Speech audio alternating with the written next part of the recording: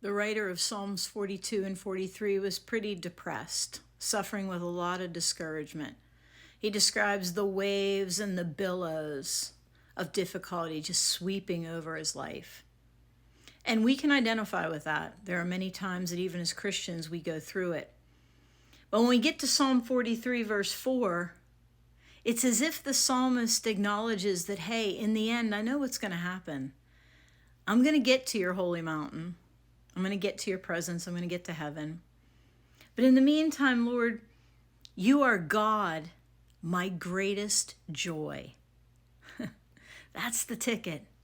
God has to be our greatest joy. And sometimes it takes those sorrows and those difficulties and those losses in life to realize God is the only one on whom we should count. He's the only thing that we really and ultimately have. You know, think of Jesus on the cross. Hebrews 12:2 tells us, let us fix our eyes on Jesus. He's the author and finisher of our faith, who for the joy set before him endured the cross, scorning its shame, and sat down at the right hand of the throne of God. The Bible tells us there that Jesus endured the cross for the sake of this joy that was in front of him. And that joy was our salvation.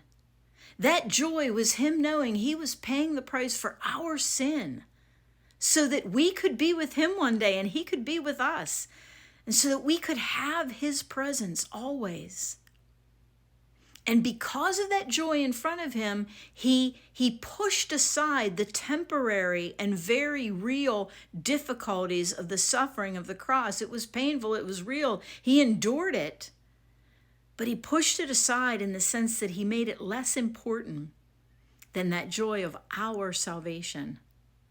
Listen, we're going through hard times. We are going to suffer. Discouragement, depression, difficulties, they're going to come.